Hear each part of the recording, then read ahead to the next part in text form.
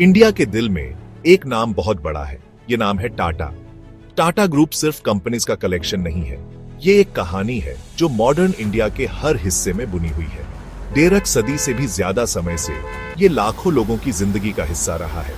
इसने इंडस्ट्रीज बनाई है और कम्युनिटीज को आगे बढ़ाया है। इसका विजन एक स्ट्रॉन्ग नेशन बनाना है, एक बेहतर सोसाइटी बनाना है अपने सभी लोगों के लिए। टाटा ग्रुप इंडिया के सबसे बड़े और सबसे रिस्पेक्टेड ग्रुप्स में से एक है। इसका सफर 1868 में शुरू हुआ, उस समय जब इंडिया ब्रिटिश राज के नीचे था। उन शुरुआती दिनों से ही फाउंडर्स ने एक ऐसे इंडिया का सपना देखा जो आत्मनिर्भर हो। वो एंटरप्राइज की पावर में विश्वास रखते थे ताकि पॉजिटिव चेंज लाया जा सके। टाटा लीडर्स की कई पीढ़ियों के लिए ये बिलीफ एक गाइडिंग स्टार रहा है। उन्होंने हमेशा नेशनल इंटरेस्ट और सोशल रिस्पांसिबिलिटी को अपने बिजनेस फिलॉसफी के सेंटर में रखा है। यही टाटा को अलग बनाता है। ये एस्से इस आइकॉनिक ग्रुप के कमाल के सफर को एक्सप्लोर करेगा। टाटा की कहानी एक आदमी से शुरू होती है। उनका नाम था जमशेदजी नुसरवानजी टाटा। उनका जन्म 1830 में नवसारी में हुआ था, जो गुजरात का एक छोटा सा शहर है। वो पारसी पुजारियों के परिवार से थे, लेकिन यंग जमशेदजी की किस्मत में कुछ और लिखा था। उनका दिमाग तेज था और वो हमेशा कुछ नया करना चाहते थे। उन्होंने अपने आसपास की दुनिया को बदलते देखा। उन्होंने एक ऐसे इंडिया का सपना देखा जो दुनिया के देशों के बीच गर्व से खड़ा हो सके। उनका मानना था कि इंडस्ट्री और एंटरप्राइज इंडिया की पोटेंशियल को अनलॉक करने की चाबी है।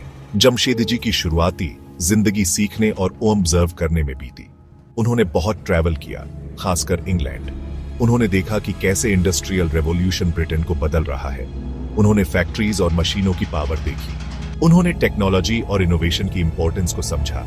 इन एक्सपीरियंस ने उनकी सोच को बहुत गहराई से प्रभावित किया। वो एक क्लियर विजन के साथ इंडिया लौटे। वो ऐसी इंडस्ट्रीज बनाना चाहते थे जो इंडिया को स्ट्रांग बनाए।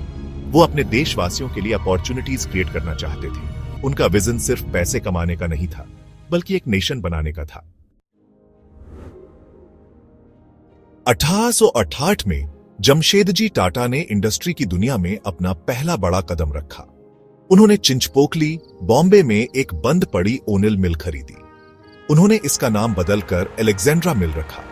उन्होंने मिल को ट्रांसफॉर्म कर दिया, बेहतर मशीनरी और काम करने के बेहतर कंडीशंस इंट्रोड्यूस किए। उन्होंने क्वालिटी गुड्स प्रोड्यूस करने पर फोकस किया। इन शुरुआती दिनों में भी जमशेदजी ने अपने वर्कर्स के लिए अपनी केयर दिखाई।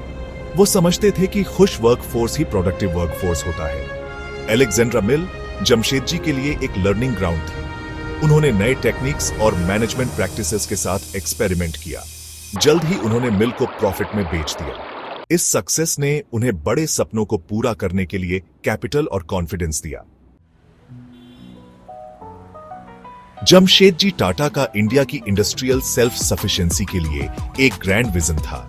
वो जानते थे कि एक देश अपनी स्टील इंडस्ट्री के बिना सही मायने में प्रोग्रेस नहीं कर सकता। रेलवे से लेकर बिल्डिंग्स तक स्टील मॉडर्न इंफ्रास्ट्रक्चर की नींव थी। 20वीं सदी की शुरुआत में इंडिया अपना ज्यादातर स्टील इंपोर्ट करता था। जमशेदजी इसे बदलने के लिए दृढ़ थे। वो आयरन और कोल और पानी के सूटेबल सोर्सेज खोजने के लिए निकल पड़े। ये एक बहुत बड़ा काम था, बहुत सारी चुनौतियों से भरा हुआ। उन्हें ब्रिटिश सरकार से संदेह और सपोर्ट की कमी का सामना करना पड़ा। बाधाओं के बावजूद जमशेदजी ने हार नहीं मानी। उनकी टीम, जिसका नेतृत्व उनके बेटे दोराबजी टाटा कर रहे थे, ने दुर्गम और मुश्किल इलाकों में व्यापक सर्वेक्षण किया। आखिरकार उन्हें आज के झारखंड के घने जंगलों में आयरन ओर के रिच डिपॉजिट मिले। इससे 1907 में Tata iron and steel company, जिसे अब टाटा स्टील के नाम से जाना जाता है, का जन्म हुआ। स्टील प्लांट के आसपास एक नया शहर जमशेदपुर प्लान और बनाया गया। इसे चौड़ी सड़कों, हरे भरे स्थानों, स्कूलों और हॉस्पिटल्स के साथ डिजाइन किया गया था। जमशेदजी का एक और सपना हाइड्रोइलेक्ट्रिक पावर को इस्तेमाल करना था। टाटा ग्रुप के अंदर पायोनियरिंग एडवेंचर की भावना फलती फूलती रही। इस स्पिरिट को सबसे ज्यादा जेहांगीर रतनजी दादाभाई टाटा, जिन्हें जेआरडी टाटा के नाम से जाना जाता है, में देखा गया। वो 1938 में 34 साल की कम उम्र में टाटा सन्स के चेयरमैन बने। जेआरडी जमशेदजी की तरह ही एक विजनरी थे। उन्हें एविएशन का शौक था। 1938 में उन्होंने कराची से बॉम्बे तक मेल ले जाने वाली टाटा एयरलाइंस की पहली फ्लाइट पायलट की। इसने इंडिया में सिविल एविएशन की शुरुआत की। टाटा एयरलाइंस, जो बाद में एयर इंडिया बन गई, GRD, के लिए सिर्फ एक बिजनेस से ज्यादा थी। यह भारत की आकांक्षाओं का प्रतीक था। उन्होंने इसमें अपना तन मन धन लगा दिया। उन्होंने सर्विस और सेफ्टी के सबसे हाई स्टैंडर्ड्स पर जोर दिया। एयर इंडिया जल्द ही दुनिया की सबसे बेहतरीन एयरलाइंस में से एक बन गई। JRD का हुड अक्सर एयरक्राफ्ट की सफाई और पैसेंजर्स के कंफर्ट की जांच करते थे। डिटेल्स पर उनका ध्यान देना बहुत फेमस था। उनका मानना था कि एक्सीलेंस कोई काम नहीं बल्कि एक आदत है। एक्सीलेंस की यह खोज उनके लंबे नेतृत्व की पहचान बन गई। JRD टाटा के नेतृत्व में टाटा ग्रुप का काफी विस्तार हुआ। यह नए उद्योगों में गया, हमेशा राष्ट्रीय हित के सिद्धांत द्वारा निर्देशित। टाटा मोटर्स, जिसे तब TLSO के नाम से जाना जाता था, कमर्शियल व्हीकल्स बनाने के लिए स्थापित की गई थी। टाटा केमिकल्स की स्थापना जरूरी केमिकल्स बनाने के लिए की गई थी। ग्रुप ने इंडियन महिलाओं की जरूरतों को पूरा करते हुए लक्मे के साथ कॉस्मेटिक्स इंडस्ट्री में भी प्रवेश किया। हर नए वेंचर को सावधानी पूर्वक प्लान और एग्जीक्यूट किया गया था। जैसे ही 20वीं सदी खत्म होने वाली थी, टाटा ग्रुप के लिए एक नए युग की शुरुआत हुई। 1996 में रतन एन टाटा ने टाटा सन्स के चेयरमैन का पदभार संभाला। उन्हें एक विशाल और विविध समूह विरासत में मिला। हालांकि ग्रुप की कई कंपनियां कम तालमेल के साथ स्वतंत्र रूप से काम कर रही थी। भारतीय अर्थव्यवस्था भी बड़े सुधारों के कगार पर थी। उदारीकरण नए अवसर खोल रहा था, लेकिन साथ ही नई चुनौतियां भी ला रहा था। रतन टाटा के सामने ग्रुप को आधुनिक बनाने और इसे ज्यादा कम्पिटिटिव ग्लोबल परिदृश्य के लिए तैयार करने का कठिन काम था। वो जानते थे कि बदलाव जरूरी है। रतन टाटा अपने पूर्ववर्तियों की तरह शांत दृढ़ संकल्प वाले व्यक्ति थे। टाटा ग्रुप के भविष्य के लिए उनका एक स्पष्ट दृष्टिकोण था। वो ग्रुप को मजबूत करना चाहते थे, कंपनियों के बीच बेहतर सहयोग को बढ़ावा देना चाहते थे और टाटा को सही मायने में एक ग्लोबल नाम बनाना चाहते थे। यह कोई आसान काम नहीं था। उन्हें अंदर से टाटा की कुछ पावरफुल कंपनियों के प्रमुखों के विरोध का सामना करना पड़ा, लेकिन रतन टाटा दृढ़ रहे। उनका मानना था कि एक ज्यादा यूनिफाइड टाटा ग्रुप ज्यादा मजबूत और ज्यादा रेजिलिएंट होगा। ग्लोबल टाटा ग्रुप के लिए रतन टाटा का विजन 2000 के दशक की शुरुआत में आकार लेने लगा। उनका मानना था कि भारतीय कंपनियां दुनिया की सबसे अच्छी कंपनियों के साथ मुकाबला कर सकती हैं। उन्होंने टाटा कंपनियों को इंटरनेशनल एक्विजिशन की तलाश करने के लिए प्रोत्साहित किया। यह एक बोल्ड स्ट्रेटेजी थी जिसका उद्देश्य नए बाजारों, टेक्नोलॉजीज और ब्रांड्स तक पहुंच हासिल करना था। पहले बड़े ग्लोबल मूव्स में से एक 2000 में टाटा टी द्वारा टेटली, एक जानी मानी ब्रिटिश टी कंपनी, का अधिग्रहण था। यह एक महत्वपूर्ण क्षण था। एक भारतीय कंपनी ने एक आइकॉनिक इंटरनेशनल ब्रांड का अधिग्रहण किया था। इसने टाटा की वैश्विक महत्वाकांक्षाओं के बारे में एक मजबूत संकेत दिया। यह गति जारी रही। 2007 में टाटा स्टील ने कोरस ग्रुप, एक एंग्लो डच स्टील मेकर, के अधिग्रहण के साथ दुनिया भर में सुर्खियां बटोरी। उस समय यह किसी भारतीय कंपनी द्वारा किया गया सबसे बड़ा विदेशी अधिग्रहण था। इसने टाटा स्टील को दुनिया के शीर्ष 10 स्टील उत्पादकों में से एक में बदल दिया। कोरस डील कॉम्प्लेक्स और चैलेंजिंग थी, लेकिन इसने दुनिया के मंच पर एक बड़ा खिलाड़ी बनने के टाटा के दृढ़ संकल्प को प्रदर्शित किया। इससे पता चला कि टाटा अपने स्ट्रेटेजिक उद्देश्यों को प्राप्त करने के लिए कैलकुलेटेड रिस्क लेने से नहीं डरता।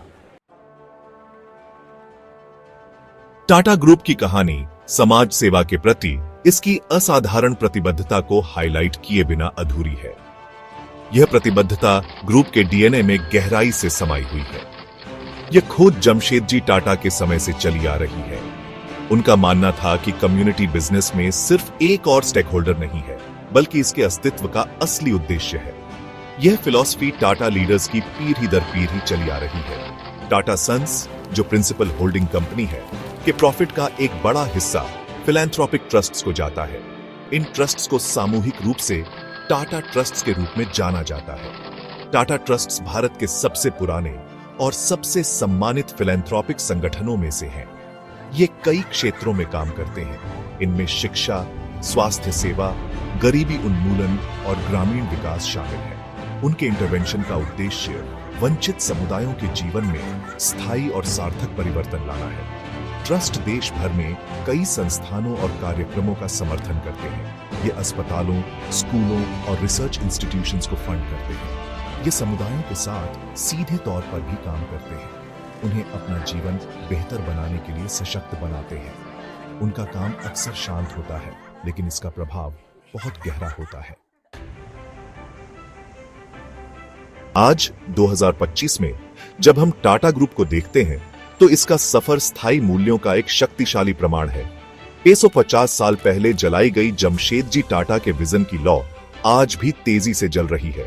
यह लौ एथिकल कंडक्ट के प्रति अटूट प्रतिबद्धता से प्रज्वलित है।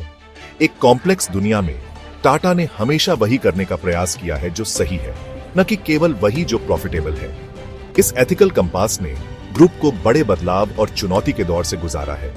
इसने टाटा को अपने कर्मचारियों और व्यापक समुदाय दोनों से ट्रस्ट की अमूल्य संपत्ति अर्जित की है। यह ट्रस्ट इसकी सबसे बड़ी ताकत है। टाटा ग्रुप की डायवर्सिटी एक और उल्लेखनीय विशेषता है।